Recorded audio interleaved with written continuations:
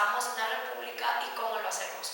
El Movimiento Cívico Nacional nació en Guatemala en el año 2009 a raíz de la muerte del abogado Rodrigo Rosenberg, quien apareció asesinado días después de haber grabado un video donde condenaba de ciertos actos de corrupción, incluso de que su vida peligraba por el gobierno de turno en ese momento de Álvaro Colón. A raíz de las marchas de blanco que se hicieron en la ciudad capital, 4 amigos deciden fundar el movimiento para que este venga a hacer el trabajo que los partidos políticos a veces no hacen. Rodrigo Arenas, Santiago Quiriello, Oscar Díaz y Luis Pedro Álvarez se juntaron para arrancar con el movimiento poniendo 5,000 quetzales cada uno.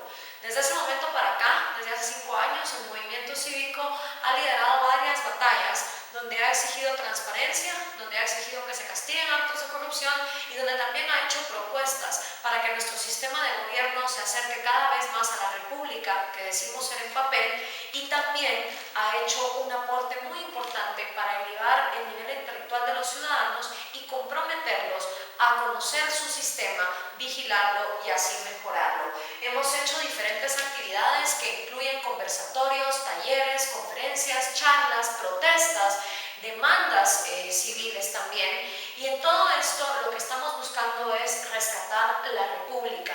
Como ustedes comprenderán, en Guatemala los partidos políticos hacen muy poco trabajo por elevar el nivel intelectual de la ciudadanía. La mayoría de ellos solo se encargan de hacer campaña electoral cada 4 años, y por eso es que el movimiento entra a esa parte de incentivar el crecimiento intelectual de los electores guatemaltecos, de elevar la participación ciudadana.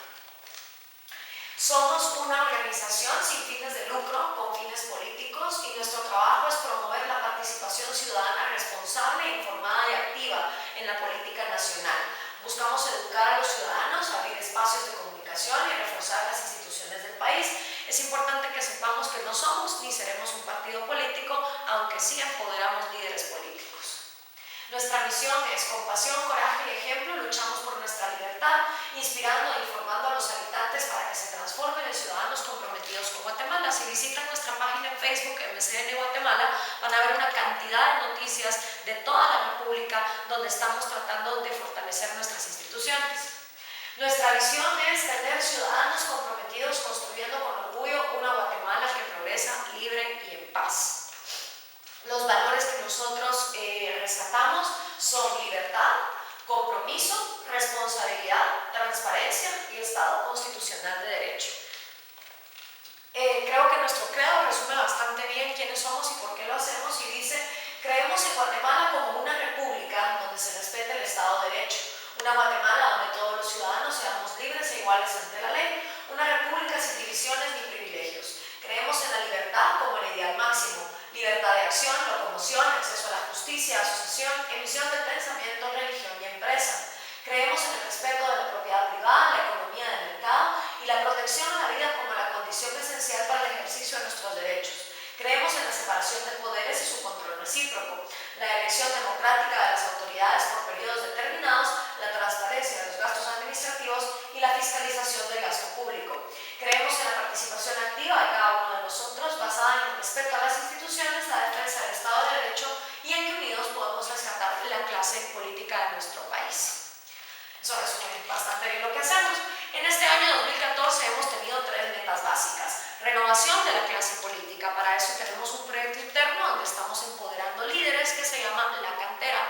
Las personas que entran a la cantera pasan por un proceso que incluye polígrafo, y así es como nosotros pretendemos renovar la clase política. Nuestra segunda meta es la formación ciudadana. Para formar ciudadanos libres y conscientes de cómo funciona el sistema guatemalteco, estamos organizando giras en el interior de la República. También estamos contratando monitores y voceros en estos departamentos que nos nutran con información de lo que está pasando. Y por último, cobertura institucional. Nosotros cubrimos todos los casos de comisiones de postulación, problemas que se suscitan en el Congreso de la República o en el organismo judicial, para mantener a la ciudadanía informada de lo que está pasando en nuestro gobierno. ¿Por qué la República? Nosotros somos República desde 1847, cuando Rafael Carrera nos bautiza como República.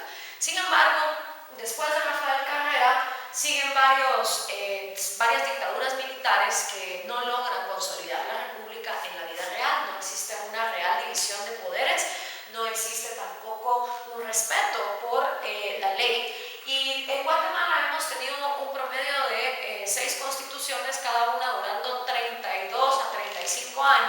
La actual viene desde 1985 y siempre nos hemos nombrado como república. Sin embargo, ninguna de estas constituciones ha podido llevar a la práctica una eficiente división de poderes.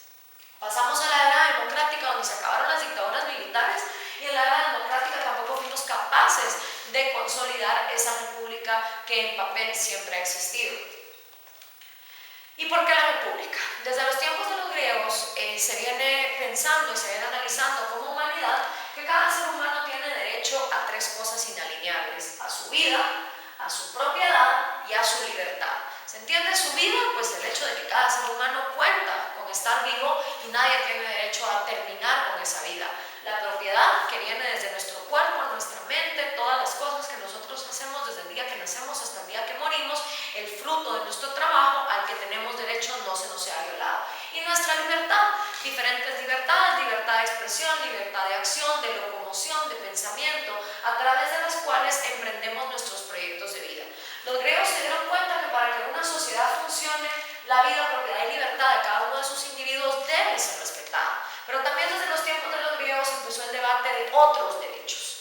Y empezó a analizarse el derecho a la educación, el derecho al trabajo, el derecho a la vestimenta, el derecho a salud, el derecho a muchas cosas que hoy por hoy todavía siguen siendo exigidas por grandes poblaciones. Sin embargo, desde los tiempos de los griegos nos dimos cuenta que a más derechos, de estos derechos secundarios, tenemos que venir y renunciar a alguno de esos tres derechos fundamentales en otra persona. La república viene entonces a ser una solución para que no se corrompa ningún sistema del Estado y estos tres derechos puedan ser respetados en cada individuo. O te gobierna uno, o te gobiernan un grupo, o te gobiernan todos. Al primero se le llama monarquía, se degenera en una dictadura. El segundo es una aristocracia, que se puede degenerar en una oligarquía. Y el tercero es que te gobiernen todos en una democracia. Desde los tiempos de los griegos, la democracia viene teniendo problemas, la oligarquía también y la monarquía también, porque no podíamos evitar su degenere. La república viene entonces a hacer una mezcla para que ninguno de estos tres esté por encima de los demás. Los griegos se preguntaron cómo combatir la tiranía del poder, cómo encontrar un balance social entre las pasiones de la mayoría y las virtudes de la minoría, cómo asegurar la libertad como ausencia de dominación, cómo diseñar un sistema que promueva la igualdad estructural y no la igualdad material. Y ahí es entonces donde los griegos llegaron a la conclusión de la república. La república entonces concentra las tres diferentes formas de poder, y para tener un monarca tenemos un presidente, para tener a la aristocracia representada tenemos un parlamento, o la figura que nosotros conocemos como Congreso. En el parlamento se supone que deben existir los intelectuales y también debe existir representado el trabajador común, el obrero, el carpintero, el panadero y todas estas personas que también necesitan tener una voz. Y la democracia es vista dentro de la república como un medio de comunicación. A través de la democracia el votante se comunica con su gobernante para decirle cómo quiere ser gobernado. La república también rescata la meritocracia.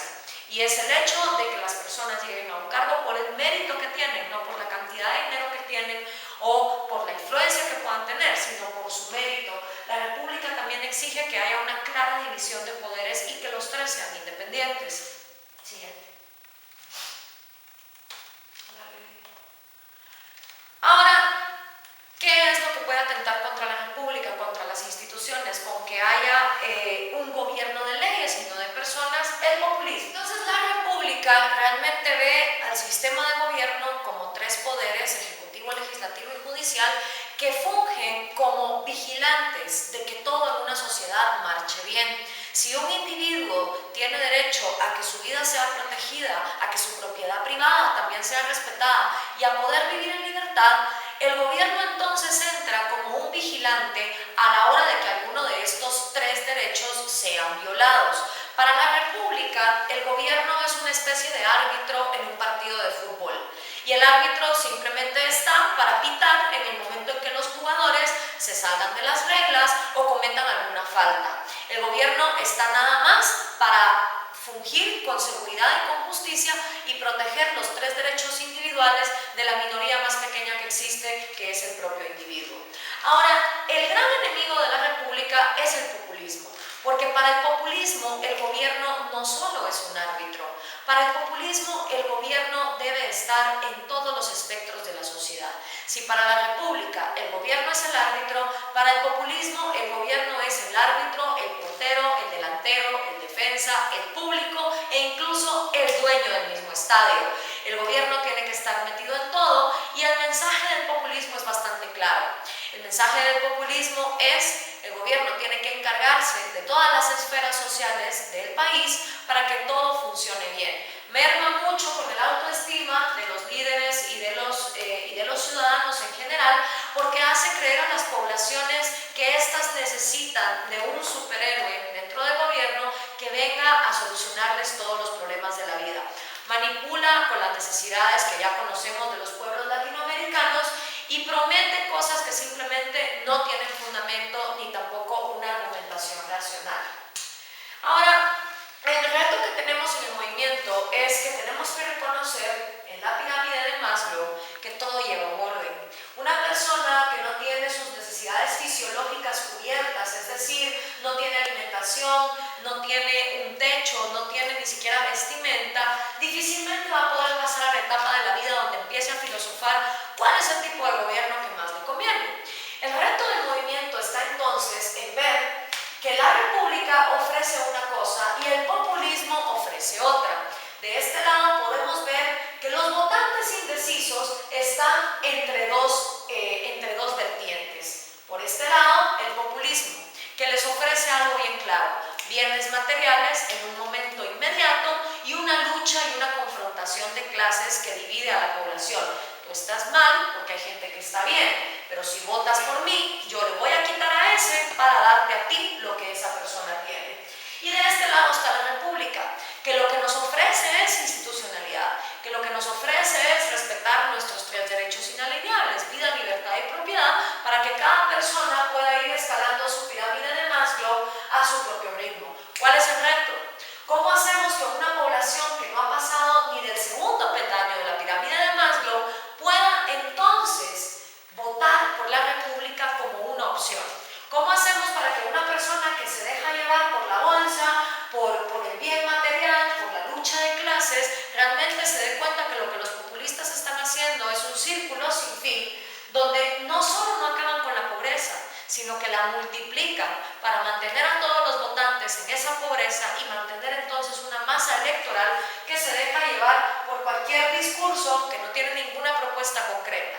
¿Cómo hacemos entonces para que las poblaciones más necesitadas se den cuenta que su verdadera aliada es la República?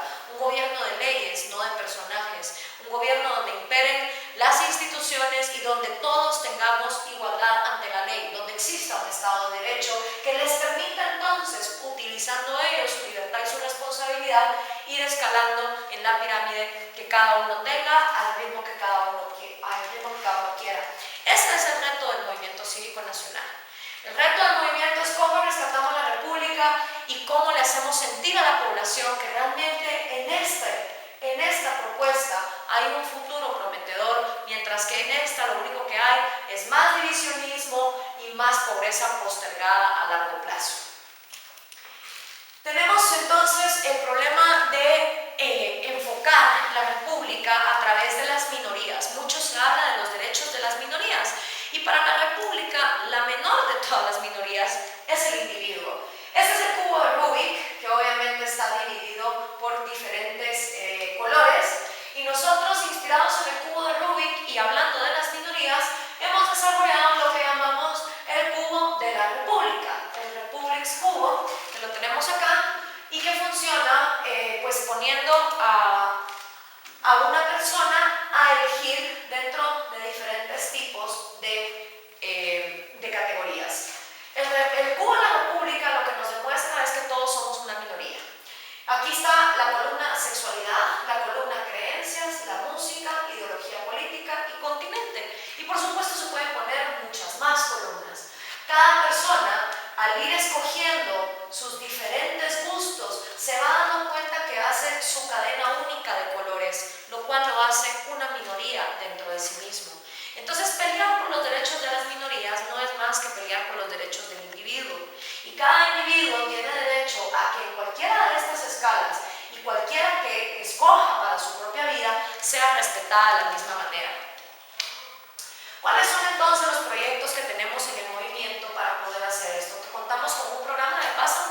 de voceros en el interior de la República, donde buscamos tener 22 voceros, uno por cada departamento, que nos pueda decir entonces cuáles son las noticias más importantes en cuanto a corrupción, a falta de transparencia, qué es lo que está haciendo mal el gobierno, pero también que nos den ejemplos de cómo la República está siendo rescatada en su departamento.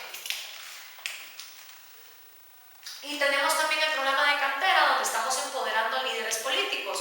En el programa de la cantera, una persona que esté interesada a entrar a formar parte de esta oferta política, que se busca entonces ofrecérsela a los partidos para que tengan gente que sean realmente políticos de carrera, pues tienen que entregar su hoja de vida, pasan una entrevista política, pasan un polígrafo y antecedentes policíacos, entregan también sus cuentas bancarias, sus bienes y sus saberes. Lo que se busca es que la persona que ingrese a la cantera nos diga de antemano quién es, cuáles son sus propiedades, cuáles son sus riquezas, que haga el polígrafo para tener el mayor control de transparencia que jamás se ha visto en Guatemala.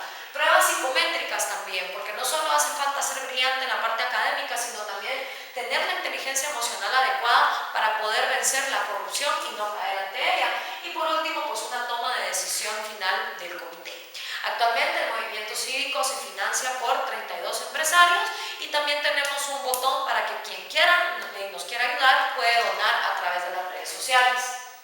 Así es como nos pueden contactar. Estamos en Facebook, estamos en Twitter, estamos en Instagram como MCN Guatemala y estamos ubicados en Paseo